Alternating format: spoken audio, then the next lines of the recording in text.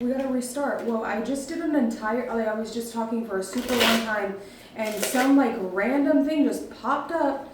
How annoying. Let's retry this.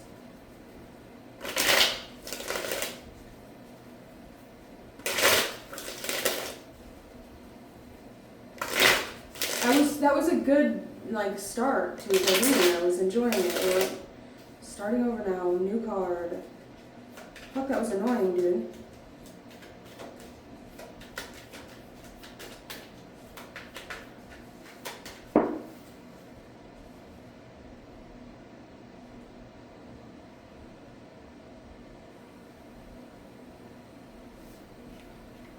The Ten of Pentacles is reversed.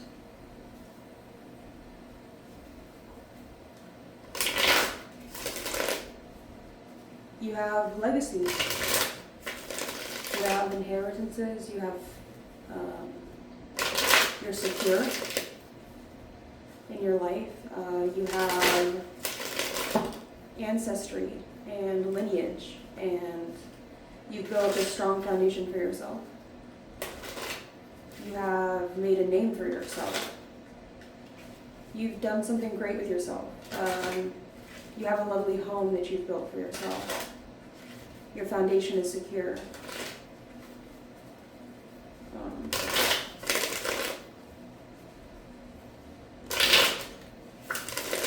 Your life is full of intellectual richness and long-lasting relationships, long-lasting duties or services that you provide. The Ten of Pentacles is in Virgo, so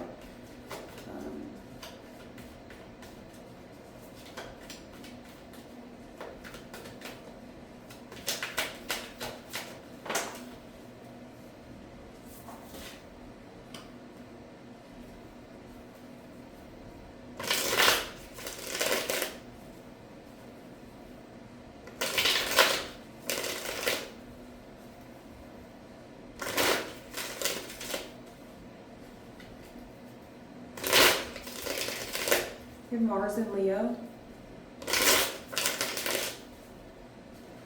Mars and Leo is very much so an energy of, okay, so if we think about what is the Ten of Pentacles reversed, that could be seen as maybe like Mars in, Mercury in Pisces. Mercury in Pisces is very much so connected to astral realms, dreams, other dimensions, things that don't really make 100% tangible sense in this reality, okay? And then there's this sense of the Seven of Wands. Well, the Seven of Wands is ascended to a higher level. And here we see this centaur. There could be something about Chiron in Aries. Okay, what is that? Ace of Pentacles.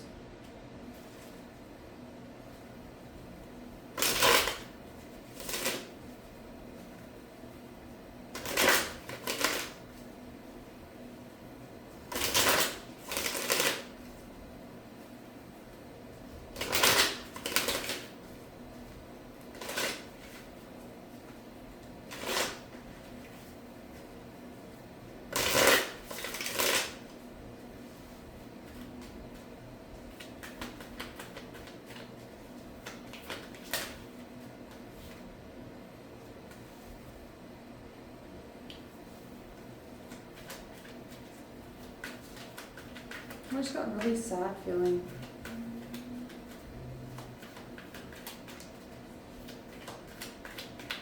Like an overwhelming sense of melancholy just like completely surrounded my being. I don't know why. It's a weird feeling. I've been having it really bad the past few days. I don't know if it has to do with like longing or if it's, I don't know, it's so fucking weird, dude. I don't like it. It's fucking bugging me.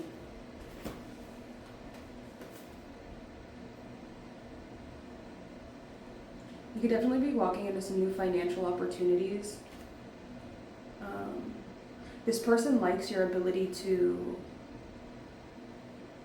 defend yourself, your ability to be yourself, to be unique. Even if you might feel as though you have to kind of like it's a struggle or a battle to remain at the level you're at, somebody's coming through really strong, really powerful, very successful, very triumphant. Somebody could be coming from a distance to see you somewhere. The King of Pentacles is here with the Ten of Pentacles reversed. So and then the Ace of Pentacles as well. There's definitely an energy here of buying services, buying goods from people, spending money. There's transactions going on here. Okay, you could be making a big purchase, or someone is going to be making a big purchase. What may seem like a big purchase to this person might only be a little bit to you. There could definitely be a different like level of economic like class, or like what you would consider to be a lot of money and what they would consider to be a lot of money. Right? It might not be anything to you, but to them it's a lot. The person that is making this payment, okay? Something about payments, something about that. What is this Ace of Pentacles? Knight of Pentacles, slow and steady wins the race, right? Eventually, it wasn't like you weren't just forgetting like something, like it was just something took a little longer than expected. With that Knight of Pentacles, the Knight of Pentacles, he has to be on guard, and his horse doesn't move very fast, right? But he's also on a white horse in this deck. But you can tell that he's cautious about the physical thing that he has, because it could easily be taken from him, right? And it's his job to get this element from point A to point B. That's what the knights do. You give them an element to go and get you, and then they will retrieve it and bring it back to you. That's why they're on horseback. Right? Like a quest to bring what you need back to you. And so when we see the Knight of Pentacles coming out on top of the Ace of Pentacles, that would tell me that you could have been struggling to pay something, or you could have been struggling to raise the right amount of money for something, or you were having some sort of struggle. Four of Wands reversed, that can be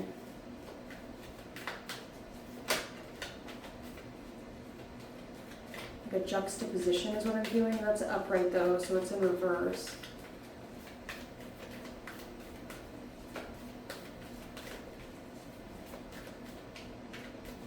When I see the Four of Wands reversed, it reminds me of like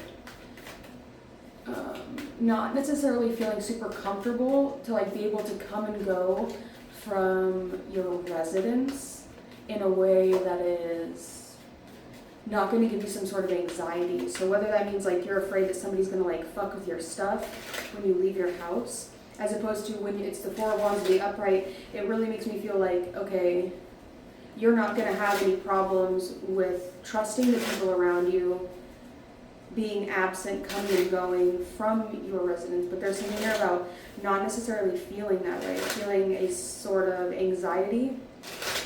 Maybe it's because there was some sort of money issue.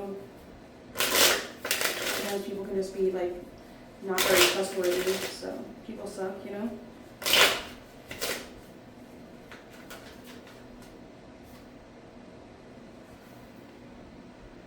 If you were feeling a sense of anxiety about that, it's telling you to not have anxiety about that. Okay? Don't.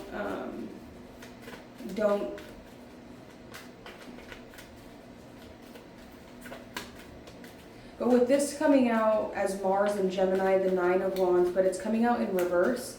What is opposite to Gemini? Sagittarius. Sagittarius could be maybe seen as the way your friends would perceive you as a friend. Right? It's like you get to the other side of the chart and you make the 7th house other people, which you can do, especially in a general reading. The third from the seventh house would be the natural house that rules Sagittarius. So Mars and Sagittarius, there can definitely be a sense of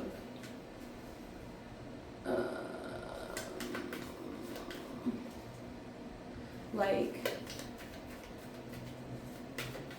I don't know, just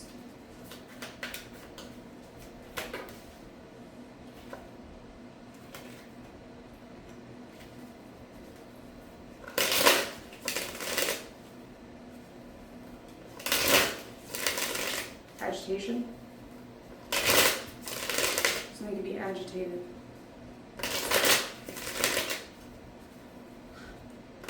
Weird. Is this making any sense? I don't know.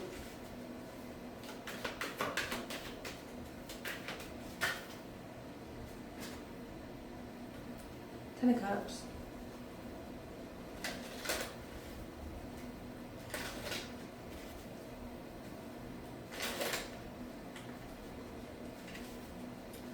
You take a bet on something. You take a bet on something, and you take a bet on someone. You take a risk on someone, or you give someone a chance. Someone kind of came through, not necessarily combative, but they came through in a very strong, like this person comes through very strongly, like they're not afraid to let their presence be known. They're not like, this person's not shy. This person could be, have like an excess. There could be excess with this person, where this person is just like overflowing, like they have too much of everything. Too much emotion, maybe. Maybe they have too much emotion. Their cup could be literally, like they could have like literally 10 cups and they're all overflowing with just like agape, with eros, with like what kind of love do you want, right? What kind of emotion do you need? This person's got 10 cups overflowing with whatever kind of emotion you need. This person knows how to feel to the point where it's almost like excessive. This person could even have so much ability to feel something so hard that they could make an entire like collective of people feel something. The Ace of Wands came out. New ideas, new passions. Taking on new tasks.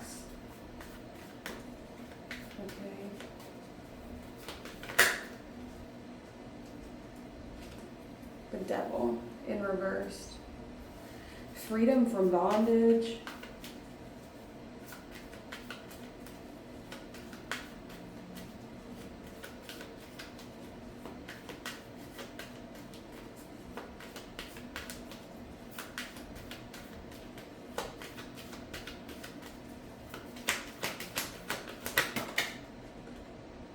This person could be the Fool card came out in reversed as well.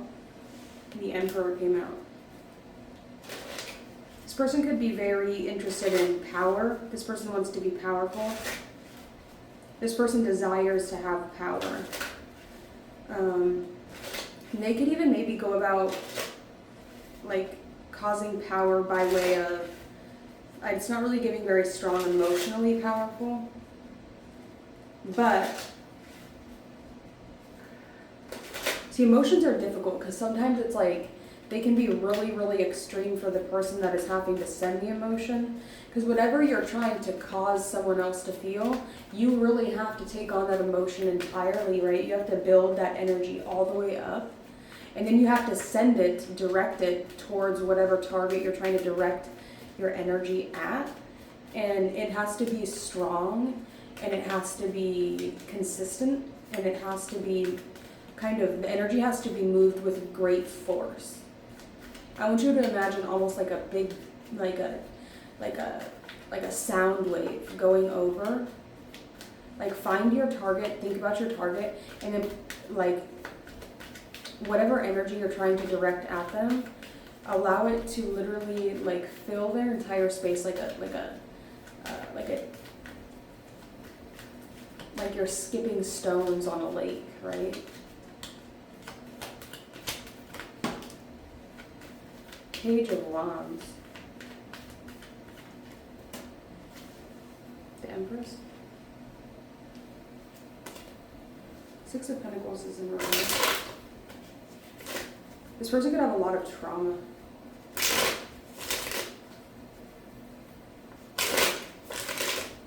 This person could have a lot of mother wounds, or like just like a really emotionally weird relationship with their mother. I don't know. There could be abandonment to do with the mother, or I don't feel like this person likes me talking about their mother, to be completely honest with you. Damn, I'm gonna stop. Let me get some temper as oracles or okay.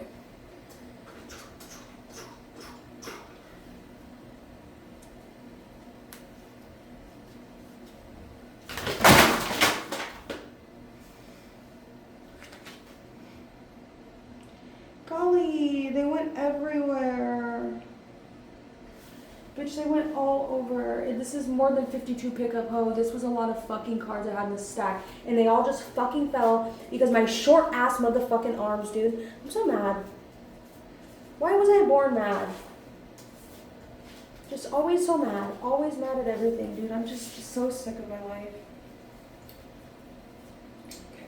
I'm not that sick of it. It's not so bad. But it's just like slightly annoying.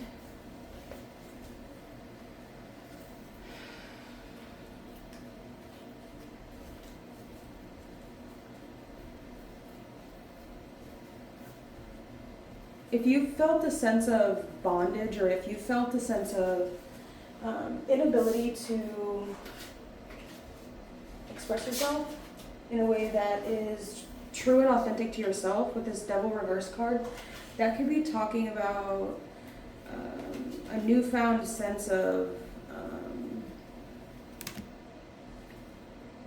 self-expression. Hang on, I'm gonna pick these up. I got it. Oh my gosh.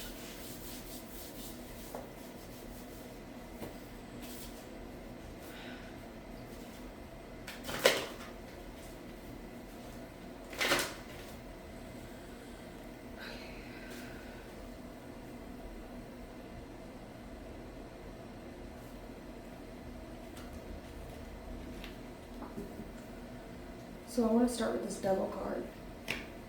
This was coming out for your 12th house, so this can be representing the subconscious mind, dreams, your subconscious mind and the way it interacts with your self-perception and also your core values. Because the subconscious mind is the 12th house, and in 12 we have 1 and 2. So you could think that this could be like the unseen mechanics of the way in which the core of who you are, the core of how you express yourself, the core of yourself, right, is going to be really manifested, and it can be completely controlled through the 12th house. So talk to me about this Devil card in the 12th, okay? There could be something about your subconscious mind, the way that your subconscious mind is functioning at this time, that is either holding you back due to a fear of success, due to a deep understanding that maybe something's not good enough, a deep understanding that the feelings of unrequited, a deep feeling that we do have Neptune naturally right now about to transit back into the 12th house, which is going to bring that sense of, Neptune is the highest higher octave of Venus. It's all water. It's very emotional. The fog will come back. The water will come back. You're going to have to dissolve yourself, your self-concept, your relationships, anything that has to do with your entire perspective or your entire life.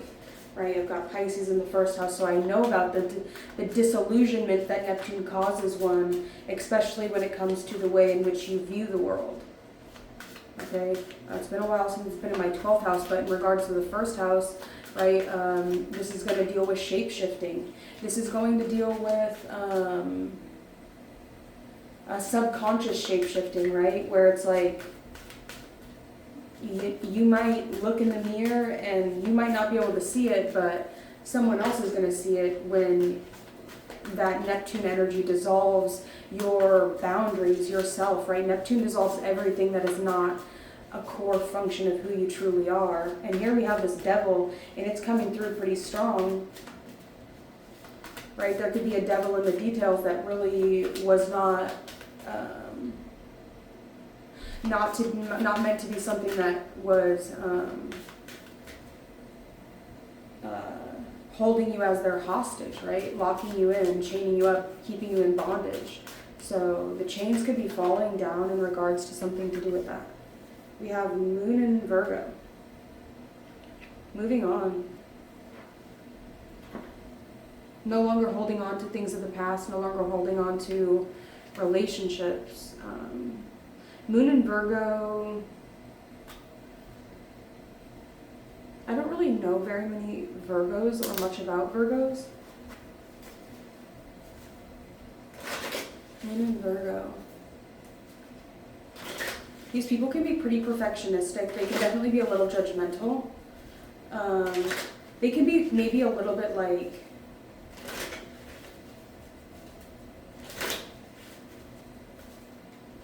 control freaks a little bit.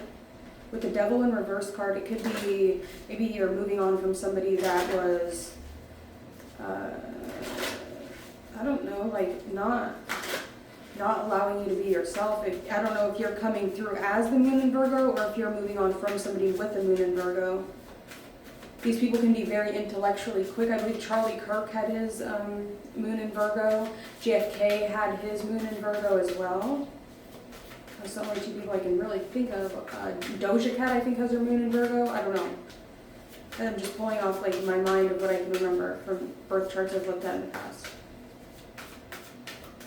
I don't know a lot about Virgo in general. I would say that's probably the sign I know the least about.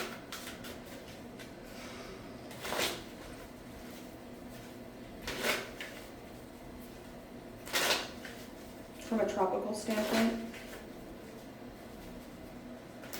Oh, fuck.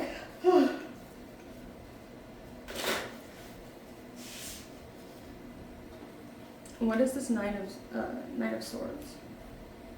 For the 11th house. So the 11th house is going to have a lot to do with your acquaintances, the general population, the community or humanity at large.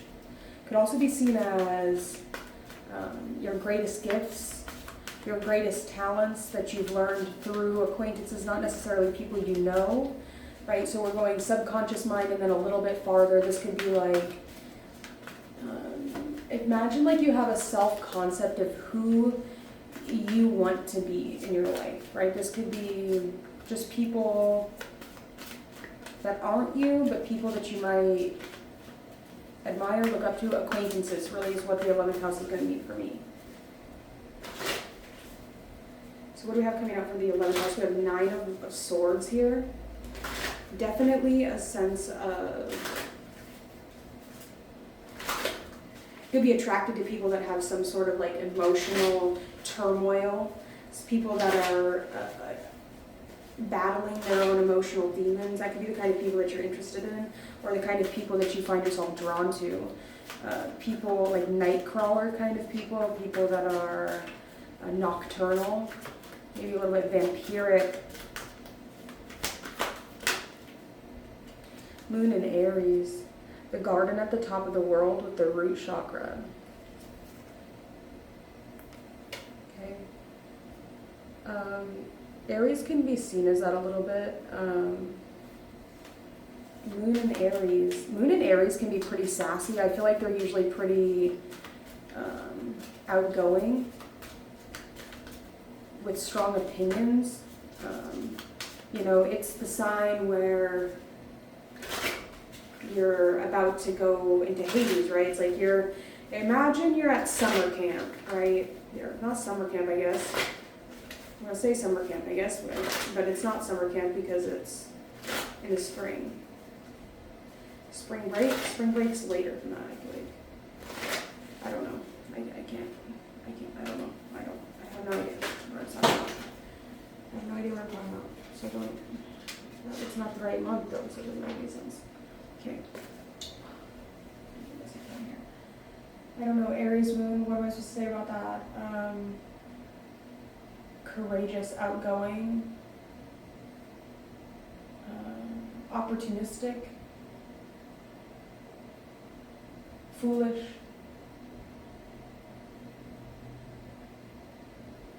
loud, obnoxious, arrogant,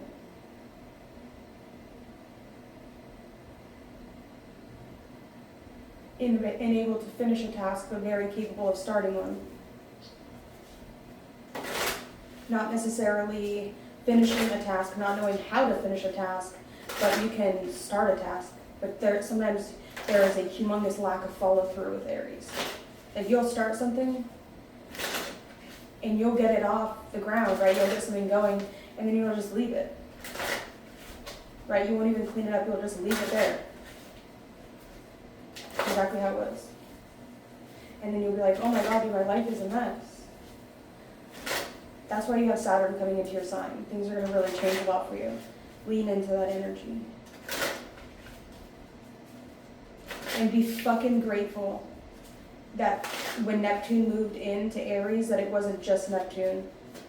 That you get Saturn for, a year in your sign with Neptune. After that, though, I don't know what to tell you, but that's going to be crazy. Neptune is crazy. Neptune is crazy. Neptune is crazy. You'll see. With new eyes. New eyes. Eyes you never thought you would have seen from.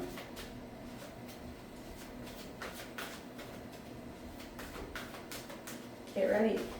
It's really it's a really slow moving planet. There's like 14 years per sign, so it's going to be a doozer.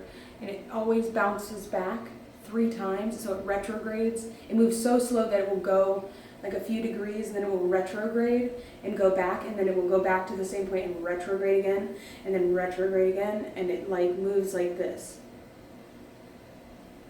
But a lot slower.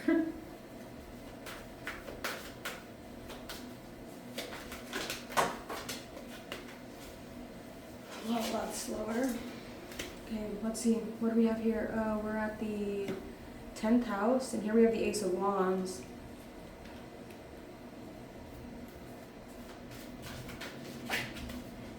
Your ability to self-start, your ability to use this Aryan lunar energy to really get yourself going off the ground, get yourself, you're moving quickly in something. You're at the garden at the top of the world, yet you're looking up for some reason. The garden at the top of the world, yet you're looking up. What are you looking up for? There's nothing above you, right? What's above? What's above you, lunar Aries? You tell me. What's above you? Show me.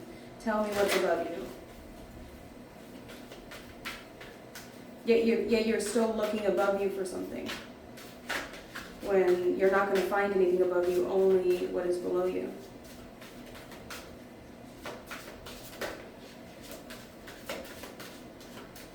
So turn your gaze downward.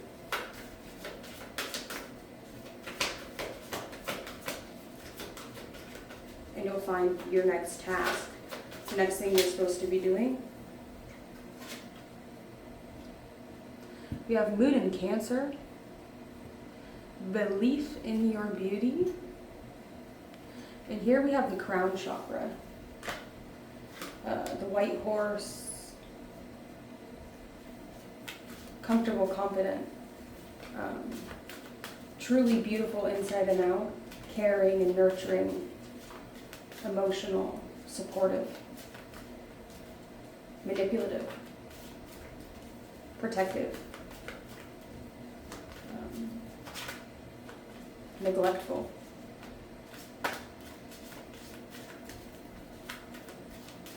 You can push people away when you're in a sense of, I need to protect myself. I need to protect my emotions. I need to protect my home. I need to protect my career. There's something here that you need to protect, right? That's why crabs have shells and pinchers.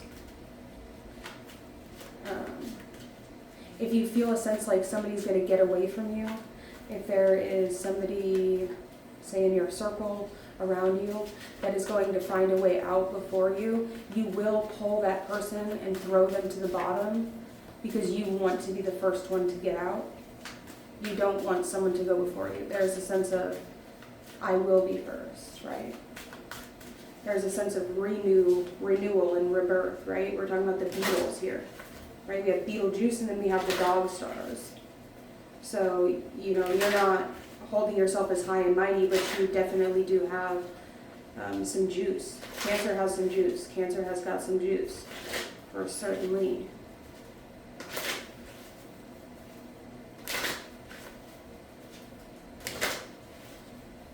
You're very easy to get along with, Cancer, right? We think whenever you have like a planet transiting through Cancer, say we have Mars in Cancer, every single time, so each month when the moon transits through Scorpio or Mars, there's going to be a mutual reception that happens there. So there is this, and that's like a contract between that planet and the planet. So like say that, right, Mars rules Scorpio and it rules Aries. So the moon moves around the zodiac 28, like the whole cycle through 28 days. So there's about 2 days that would be in the sign of Scorpio and 2 days that would be in the sign of Aries, which would mean that 4 days out of the 28-day cycle, there's a mutual reception going on between Mars and the moon. That's just an example. I guess right now we have Jupiter there, so it would technically be when the moon transits through Pisces or Sagittarius, I was thinking when Mars was retrograde in Cancer. When I was thinking about that, I didn't even think about it being like with Jupiter, but currently right now, every time that the moon transits through Pisces or it transits through Sagittarius,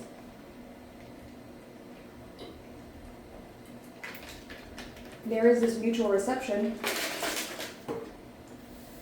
that happens.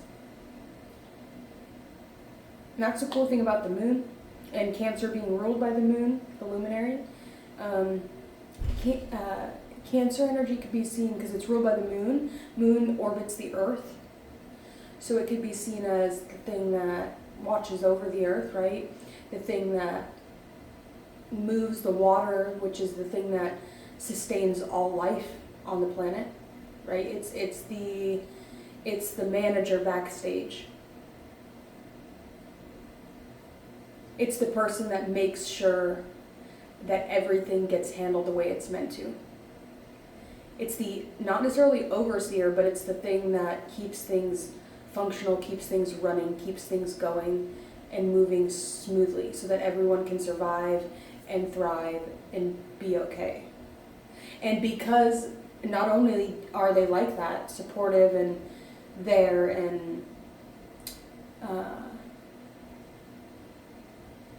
but they're physically beautiful as well. And they know that because it's not so much of an outside thing, it's an inside, it can be an outside thing. They're jolly. Right,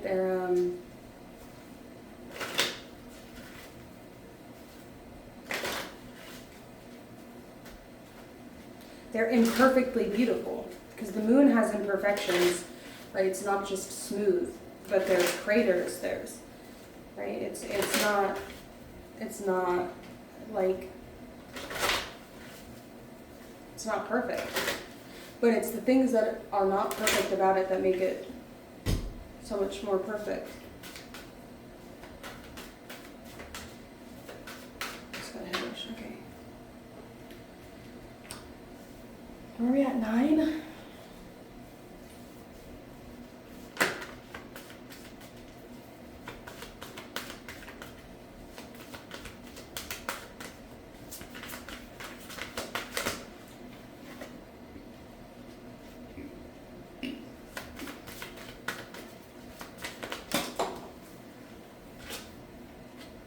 We have Moon in Libra.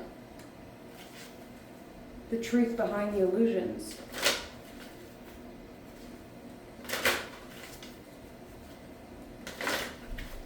with the, what's that one called? The Anja Center, in the center of your brain. So this is really going to ask you to close your eyes, to understand and see, because we have the Knight of Pentacles with the 9th house. So this is going to talk about maybe a lesson that's taken some time for you to understand. 9th house being higher knowledge, extended knowledge beyond what we just learn at like the basic, whatever, like schooling, basic knowledge. This is higher knowledge. This is not thinking so much on a microcosm level, but a macrocosm level. You're trying to understand why something takes so long to physically appear, or you're starting to realize the function behind something economically or something to do with money, finances. Okay, you could be balancing something. You could be learning about marketplaces, truth behind the illusions, Libra rules the marketplace. You could be learning about the way that works, the way that you can get into something. You could be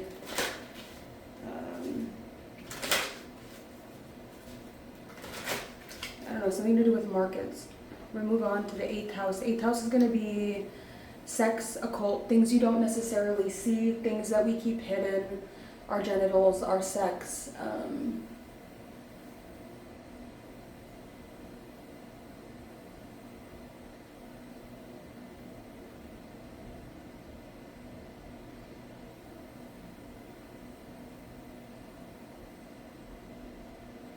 But our sex, not necessarily from our perspective, but from the other people in our lives' perspective.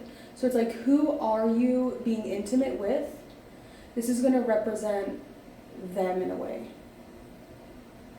Right? This is going to be talking about blessings that come after marriage, blessings that come through physical intimacy with people, blessings that come through sexually healing people, like allowing your energy and another person's energy to completely intertwine, to mix, to not. Moon and Gemini.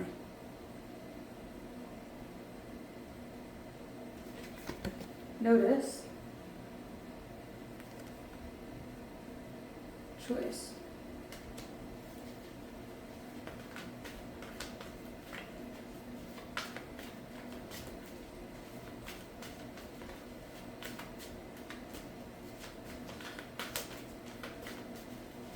Whenever you see Gemini, you have to be aware Geminis have multiple, are very multiple personalities, right? They're very attuned to what you need and can very easily reflect that back to you. Geminis can have a difficult time with their own sense of identity. They can be masking or hiding a true sense of blankness behind these personas that they play, or a very dull, dry, drab character. It's like you want to get to know this Gemini, but this Gemini, there's not much to get to know. This person experiences their life through playing the part that you need them to play in order to understand something to do with new money coming to them.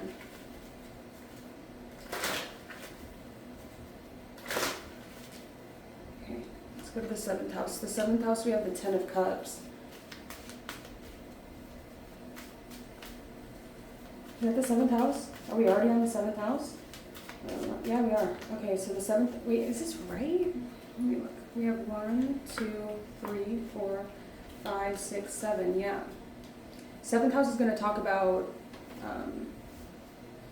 contracts, marriages. Not necessarily marriages, I don't think. I feel like marriages is more the 3rd house. This is going to talk a lot about I don't put my spouse in my seventh house. I put other people, right? It's like, you're another person. Now, that doesn't mean that fucking or having a relationship with someone. I'm talking like, it's really difficult to get to my third house, right? I'm not gonna just put anyone in my hand or on my hand. I'm very weird about touching people. Like, I don't fucking like touching people. I don't really like when people touch me either. But that's just because I'm really, really, really cautious about who I mix my energy with. There's not very many people in the world that I would seem or deem worthy of truly being able to experience the touch that I have, right? It's like I've been intimate with people, I don't get intimate with people very often because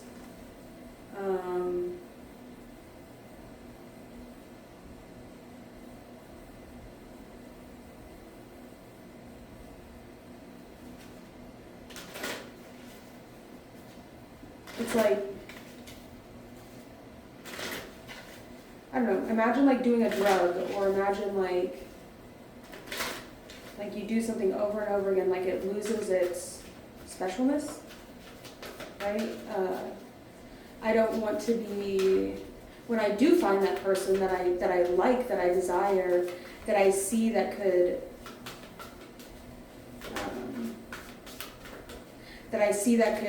could contain the power that I have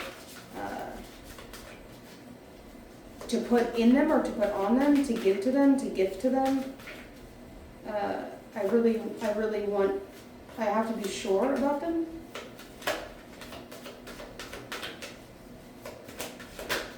Right, it's like I'm not just going to give my soul away to someone. I understand that that's what my function is. I understand that's my function.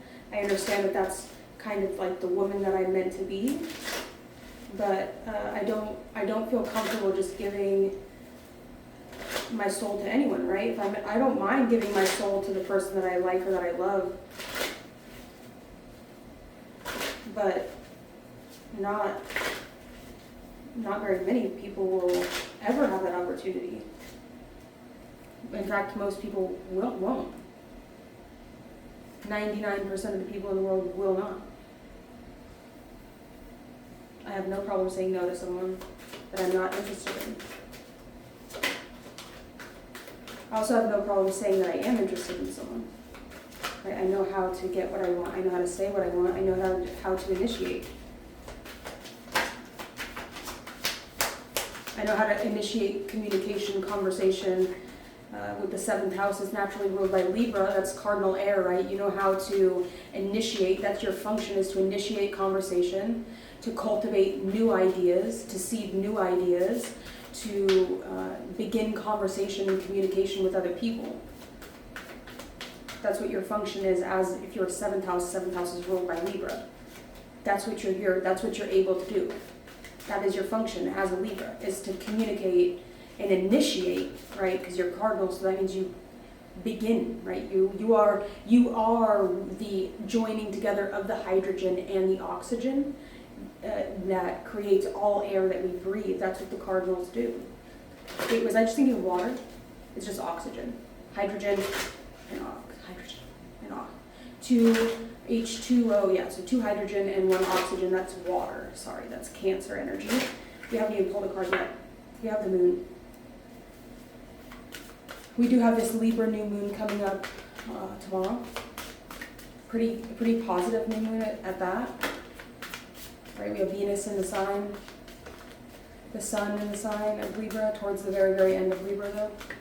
Cool, because we really haven't had much going on in Libra. We're even kind of background characters, so it's nice to have some actual energy going through our sign. So we move on to the next house. 6th house, we have the Chariot. You know, your daily routines, the things you do for service, the things you do for people. You're suited and booted, right? You have your armor on and you are not afraid to go to battle. You're not afraid to be a sense of protection, but you're also not afraid to fight. That's what this Chariot card rules. It's the going from Mars to Saturn. So it's like whether you have to stand your ground or whether you have to initiate in full-blown combat, verbal, physical, it doesn't matter, something to do with a sense of service, a sense of duty.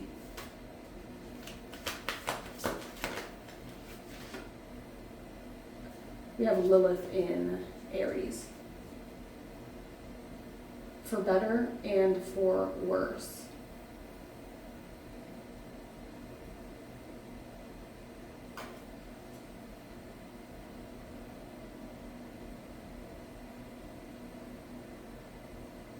Okay, with the Chariot, there's a sense of you would stand up for someone even if they did disgrace themselves. This is ruled by the heart chakra.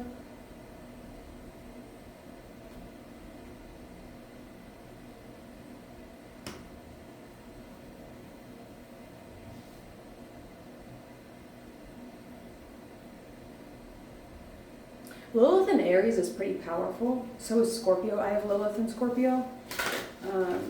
But Lilith in Aries is also very powerful. There's that Martian effect there, so it can be very dominant Lilith, right? Lilith is the first wife of Adam, right? So Lilith is like the ex-wife. Lilith is the sense of the feminine that was discarded, that was thrown away, that was thrown out, that was no longer desired, right? So there's a sense of, I don't know if you've ever been rejected by someone. Sometimes there can be a sense of like, if I can't get what I need from you, I'm going to go get it from someone else, and I'm going to get a lot more of it. And then I'll show you. That's kind of, I feel like, Lilith's energy a little bit. And depending on the way in which the man or Adam in your life is functioning, or it's going to really represent the way in which Lilith will be perceived in either your life or someone else's life, okay?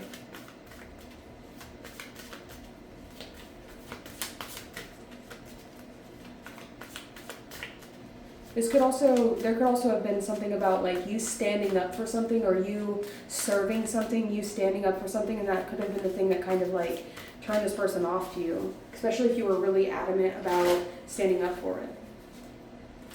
Maybe you're at like the No Kings protest and this person's like, I'm not doing that. Maybe you're a part of Antifa and this person thought that was gross.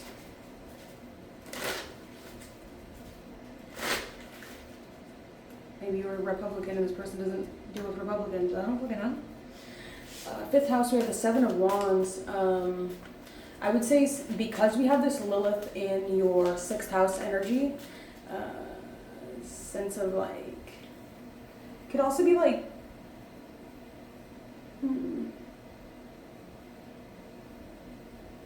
right? There's a sense of disgrace with Lilith. But she's also, just as powerful as Adam. Well, Eve isn't. Eve surrenders her power to Adam, right? Eve is, she gives her power to Adam. She puts her power inside of Adam. While a Lilith woman is going to be very much so dominant and about obtaining power for herself and making Adam submit his power to her. While an Eve woman is very much so the other way around, is someone that allows, that trusts the man that she's with to use her soul, use her spirit, use her voice, to use her power. Because her power is Adam's power, right? She came from Adam's rib.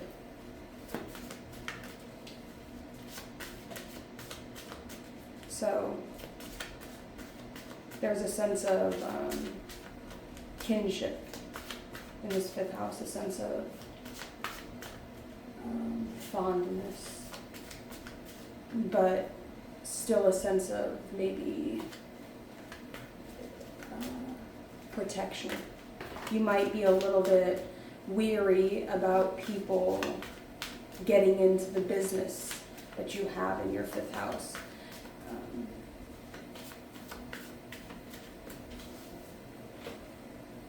We have the 11th house. What did we have for the 11th house? That was the 9 of Swords. There could be some anxiety. Okay, anxiety. This is a long reading. I haven't done a reading this long in a long time. There could be a sense of anxiety.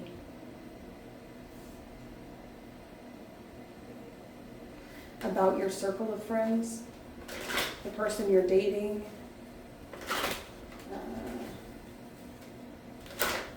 for the future, your hopes and wishes. There's a sense of defensiveness. There's a sense of needing to protect something. Maybe you feel like you need to protect something from your friends, right? This is your heart. This is the part of your heart that is not so receptive, but is much so more giving. Right? We think we have like the left heart, the left side of the heart is going to rule the veins, and that's going to pull the blood into the heart, while the arteries is going to be the right side of the heart, and that's going to push or emit the energies out. And we're in the 5th house right now, so that's going to be talking about being really aware of the energy that you push out of your heart when it comes to your circle of friends. Being aware of what you are, being aware of the energy that you're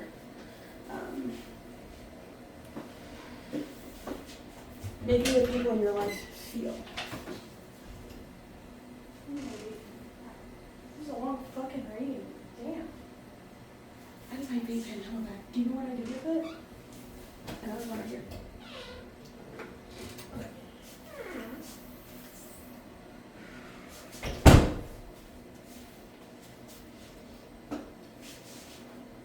We're almost done. The next one we have the Wheel of Fortune in the 4th house. Jupiter energy. This is going to be about taking risks because luck is on your side. You could be really cautious about not wanting to give too much love to people. I think right now, if you're still watching this, your 4th house is telling you to accept the energy that is being emitted towards you right now. It will do you good. The energy that is coming towards you will do you good. It's not meant to harm you. It's not meant to hurt you. It's not meant to take energy from you, but it's really truly meant to fill you up, to fill up your cup. We have the Muse living in my dreams, Sun in Pisces with the 3rd eye chakra. Okay.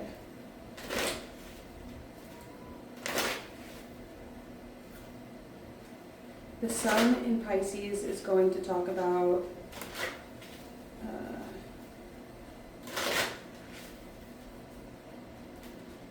the Sun in Pisces. Sun in Pisces people they're kind of like a little bit of everything. They have a little bit of everything. They can be crazy. They can be, they're out of bounds, right? The Sun in Pisces is out of bounds. You could be getting someone out of bounds. You could be receiving love from someone completely, you could be fantasizing about someone. You have someone in your mind that you're thinking of. Like you're in your mind, like you're thinking about someone. There's someone that you're thinking about. There's a character that you're cultivating. An energy that you're doing something. Okay, I gotta finish this. What are we on? We're on the 3rd house. We're on the 2nd house. The 2nd house, we have the King of Pentacles. Oh, I gotta go. Okay, it's 2nd house, King of Pentacles. Did that come out of the 2nd house? Oh, we did. Mars. Redneck. Somebody here could be a redneck. Somebody here could be a hillbilly. Somebody here has a lot of drive.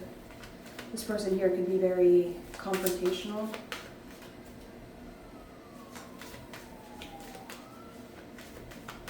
This person here could be forcing themselves to do something about their core values, forcing themselves to energize in some way. Let's go to the next one. 1st house, we have the 10 of Pentacles. Speaking about legacy, speaking about generational wealth.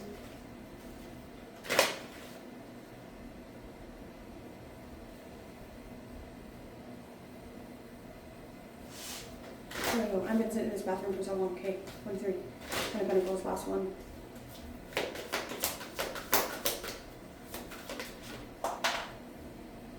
In the third house. Back to that muse living in your dreams. I'll show you the card. I don't know if I did already.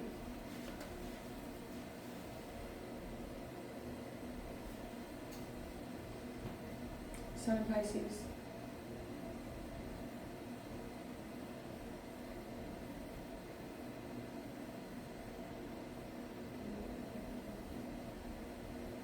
I don't really know what to say about that. I'm going to go get the book because I want to read that one because it came out this prominent. Hang on.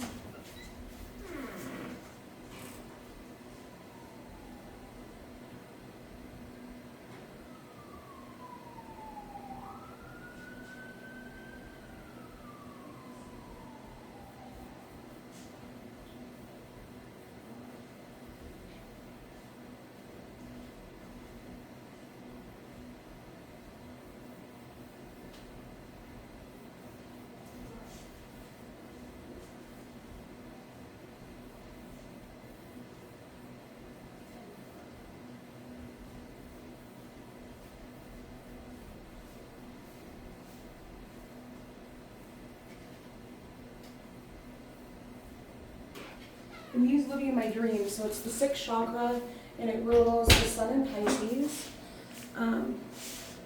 The world of my imagination, feelings, and intuition is as real to me as anything that belongs to the outer world.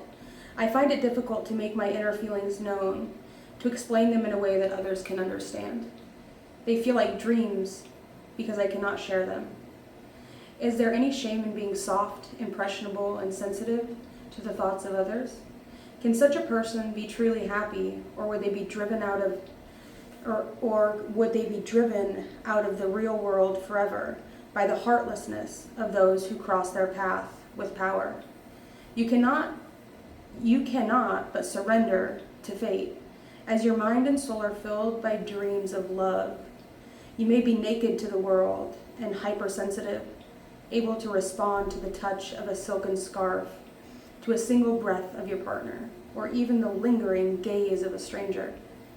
You are sometimes at the edge of reality, ready to escape into your inner world of illusions as life's struggles are unbearable. And yet, from those dreams come inspiration and meaning, comes a force that can bring new things to the world, comes a new beginning for yourself and for those around you. Let's see, do we get any more of these cards in this book? We have the third house, right? Wait, no, that was the third house. I think I might have mixed them up enough, so I don't know. We'll start back at, I want to read the ones that came out in here because I feel like it might be important. That one doesn't count. We have quite a few of them. I don't remember which one this came out for. I think this came out for the sixth house, didn't it? We'll read that one. Sun and Lilith and Aries. And I gotta go to work. I've got shit I gotta do. I'm over here talking to this fucking camera, talking to myself. Fourth chakra, Lilith in Aries. I made a vow for better and for worse, but I didn't truly believe it until worse came, and I had to decide if what I said with all of my heart was true or false. The responsibility of a relationship is an echo of a marriage vow. It brings to each partner a right and a duty bundled together, listened to. The duty to support and to listen. In the difficult times, this responsibility is a chain that can break a person, but can also remake the person anew. In happy times, the responsibility is subtler, as we often forget that joy must be met with joy. It is a difficult and rewarding journey of a couple. Rewarding journey that of a couple. The key is to face it together and to enjoy it together.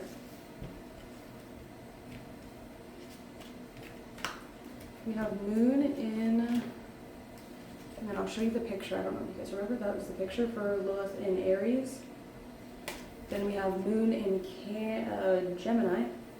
Choices. Don't remember what house it came out for. You might remember. What number is it?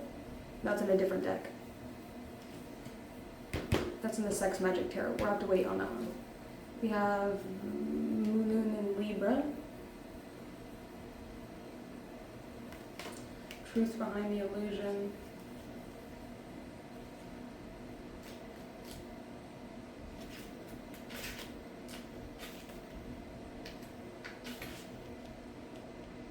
The space around me is filled with excited anticipation. It would be so easy to cross the threshold. Do you love my body? Would you accept me loving your body as well? Will you open and show yourself naked, even if it means to be hurt? I just got in my mind, like the thing that crossed my mind like in that moment was that video Montero, okay? What was his name? Lil Nas X, like when they're walking him into the Coliseum and he's like, there's like the dude in pink and he's like being walked to the Coliseum, like in the Coliseum, and they'll like throw like stones at him or something. You know what I'm talking about? Oh, okay, no. For inner space, our inner space, be it physical, emotive, or spiritual, should never be a fortress to be taken by force. Neither is it a gift to unwrap following the whims of a spoiled ego. Seduction is an art.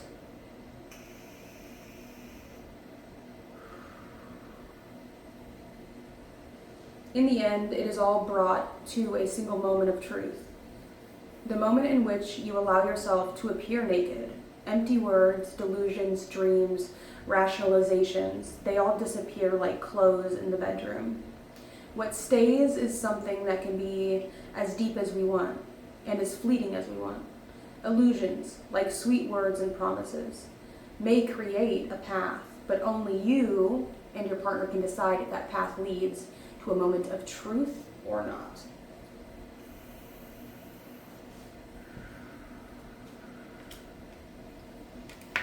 Moon in Cancer, this is the second card. Belief in your beauty, 7th chakra, Moon in Cancer. I rode as if I was the center of the universe, together with a rhythmically consonant, harmonious horse. It didn't resist me, and it didn't submit to me. I conquered it, as it conquered me.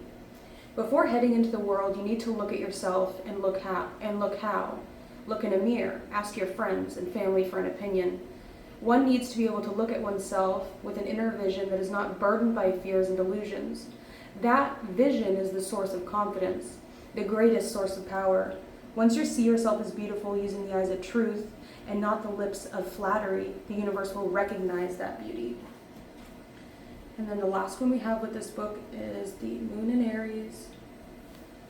And that is the 32nd card. I think that's the last card of the deck. No, it's not. There's 35 cards in this deck. Okay. Moon in Aries with the Muladhara chakra, first chakra, Moon in Aries. I'm in a place where I cannot be hurt, a place only I knew. You are not invited here, yet I don't know the road you must take to reach me, but here I am safe, and from here I can love you. There are times in life when a person needs to face battles, conflicts, and uncompromising fights. With every battle, either won or lost, there are scars, pains, and hurts. It's especially hard when life seems cruel and unfair, and when others seem intent on crushing us down and destroying what we hold dear. Even then, though there is a safe place for us, some of us know that place. Some are building it, and some are still searching for it, but it exists. A place where body and soul can rest and breathe, where we can't be hurt, and we are free to forgive and free to heal. Okay, that's what I have, guys. I gotta go. Hope this was helpful for you. It was a really long reading, an hour and 4 minutes. I go watch a fucking movie, dude. Why are you watching me? Go watch a movie. It got really good at the end of the guidebook for that's actually really good. What's this one? We have White Moon Selena in Leo, the naked self. Oh.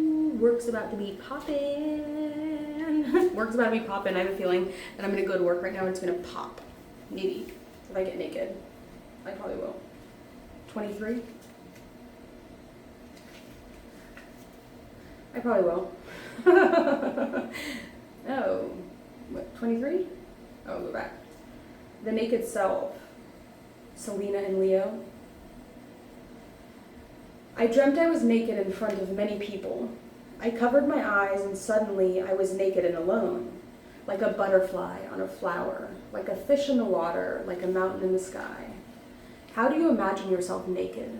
Of course, you can see the reflection in the mirror, but is it truly what you imagine it to be? A gesture can remove every garment and any mask. It can dispel deceptions and illusions. It can make loud of all the things unsaid and shred to silence all the lies and excuses. To be naked is to just be yourself, which is what makes it so uncomfortable. Showing yourselves makes it so easy to be hurt, to be used, to be abused, but it also makes it easy to find joy, to be loved, to be trusted. If you show yourself to the cruel, merciless, and lewd judgment of others, simply remember that others do not matter at all. I gotta go now. Bitch.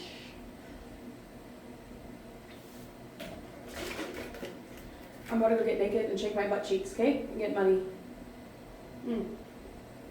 I do that. That's how I do that. Here, I'll slip that tea out my boob. Okay. Those cards are crazy. I gotta go.